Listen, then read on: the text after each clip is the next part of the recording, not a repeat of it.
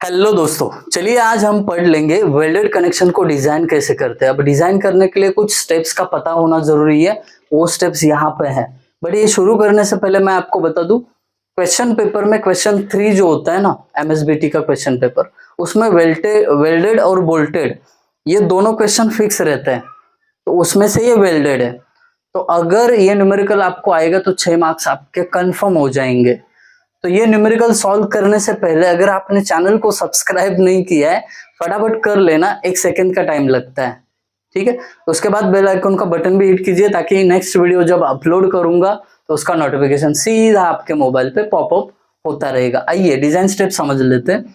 अब कोई भी अगर आपको वेल्ड करना है तो सबसे पहले आपको साइज ऑफ वेल्ड समझना पड़ेगा। साइज ऑफ वेल्ड कितना लेना है। अब साइज ऑफ वेल्ड सोच के आप ये मत कंफ्यूजन रखना कि ये साइज ऑफ वेल्ड होता कैसा है, दिखता कैसा है। तो तुरंत मैं आपको बता दे रहा हूं। देखिए ये 2 प्लेट में ज्वाइन कर रहा हूं, तो यहाँ पे दोनों के बीच जो ये कॉमन सरफेस है, यहाँ पे एक वेल्ड लगाया जाता है। तो वो वेल्ड कितने साइज का होना चाहिए, उसी को हम बोलते हैं साइज ऑफ वेल्ड। वो अगर न्यूमेरिकल में दिया है तो ठीक बात है, अगर नहीं दिया है तो 6 mm अज्यूम कर लेना। ये हो गया डिजाइन स्टेप 1। डिजाइन स्टेप 2 कहता है कि थ्रोट थिकनेस निकालिए। अभी थ्रोट थिकनेस क्या होता है, इसके लिए भी मुझे एक डायग्राम निकालना पड़ेगा। समझिए, आप 2 प्लेट रेक्टेंगल शेप में कनेक्ट कर रहे हो, जैसे कि एक वर्टिकल प्लेट है, दूसरी यहाँ पे नीचे ऐसा हॉरिजॉन्टल प्लेट है। तो यहाँ पे जो आप वेल्ड भर देते हो, इसका ये डिस्टेंस यानी आपका थ्रोट थिकनेस होता है। ज्यादा डीप में नहीं जाऊंगा, बस आपको विजुअलाइज हो जाए उतनी ही चीजें करेंगे। थ्रोट थिकनेस ये होता है, और वो निकाला कैसा जाता है, K इंटू एस। ये कोएफिशिएंट है K, और S मतलब साइज ऑफ वेल्ड। अगर आपको कोएफिशिएंट ऑफ वेल्ड नहीं दिया है तो अज्यूम करना 0.7 हमेशा, ये बात याद रखिए।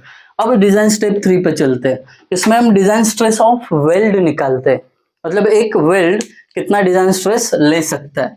तो उसका formula FWD is equal to FU upon √3 into gamma MW, ये है, इज इक्वल टू। अब यहाँ पे फॉर शॉप वेल्ड, ये गामा MW partial safety factor for weld होता है।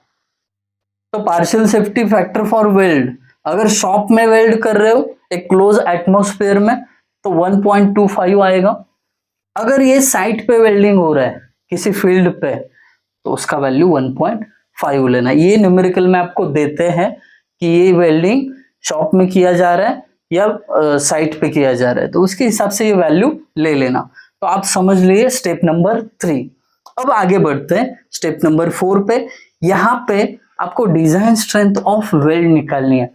डिजाइन स्ट्रेंथ ऑफ वेल्ड मतलब क्या, आपका वेल्ड कितना लोड ले सकता है। अगर ये 2 प्लेट ज्वाइन किए और इस पे कितना लोड डालोगे तो भी ये सस्टेन करेगा मैक्सिमम लोड, तो उसका स्टेप यहाँ पे है, डिजाइन स्ट्रेंथ ऑफ वेल्ड।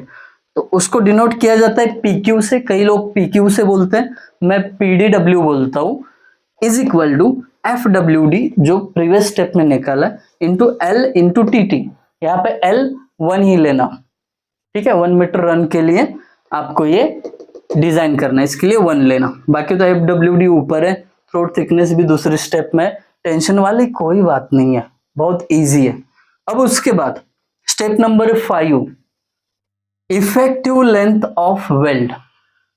कितना या कितना लेंथ आपको वेल्ड का देना है, दैट्स इट। जैसे कि मैं आपको बता दूं, ये प्लेट आपने ज्वाइन की है, तो इसका लेंथ कितना होना चाहिए, है ना, टोटल लेंथ वेल्ड का, वो यहाँ पे निकलेगा इस स्टेप में। L is equal to PU upon PDW। PDW आपने समझा, यहाँ पे निकाला है, डिजाइन स्ट्रेंथ होती है। और PU मतलब क्या, फैक्टर्ड लोड जो प्लेट पे लगेगा वो। और समझो आपको फैक्टर्ड लोड दिया ही नहीं है, तो उस केस में ये फॉर्मूला यूज करिए, आपको फैक्टर्ड लोड मिलेगा 0.91 FY इंटू AG। अब मॉडल आंसर रेफर कर रहे हो तो कई दफा इसको FY अपॉन गामा MW ऐसा यूज किया है, तो वहां पे गामा MW की वैल्यू पुट करके फिर इसको डिवाइड किया 1.1, तो 0.91 ही आता है। तो बेहतर है कि आप यही फॉर्मूला यूज करो, 0.91 इंटू एफ वाई। एजी मतलब ग्रॉस एरिया किसका, प्लेट का। तो प्लेट का ग्रॉस एरिया कैसे निकालते हैं, width of plate into thickness of plate. ठीक है, आपको तो पता है जैसा बाहर का आवाज बढ़ेगा मैं उतना आवाज बढ़ा देता हूं ताकि कॉम्पेंसेट हो जाए, आपको ऐसा ना लगे कि सर क्या कहां से शूट कर रहे हैं।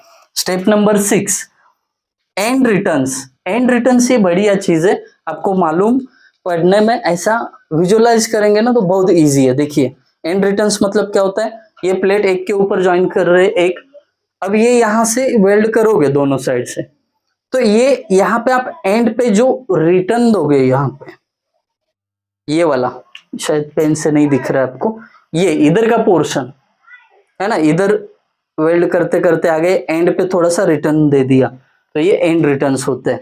तो एंड रिटर्न्स निकालने का सिंपल फॉर्मूला है 2 into S, size of weld into 2। ये कब, जब आपको न्यूमेरिकल में CXX और CYY के बारे में कुछ भी मेंशन ना किया हो तब। अगर आपको CXX या CYY दिया है तो एंड रिटर्न्स के लिए ये फॉर्मूला। एंड रिटर्न्स मतलब क्या, अभी अभी दिखाया, वो x1 x2 का वैल्यू निकलता है, अभी दोबारा ड्रॉ करके दिखाने की जरूरत नहीं है, फटाफट फॉर्मूला देखो, PDW into x1 into B plus PDW into B into B by 2 minus PU into CXX is equal to 0।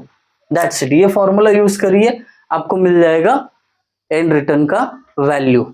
x1 निकालिए, बाकी डायग्राम वगैरह कैसा निकालते हैं ये मैं न्यूमेरिकल में बताने वाला हूँ। That's it for today's lecture. I hope आपको डिजाइन स्टेप समझ में आ गए होंगे। तो यहाँ पे हम रुकते हैं, अगर आपको अच्छा लगा वीडियो कमेंट सेक्शन आपका है वहां पे बता देना मुझे। Thank you guys for watching video, thank you so much.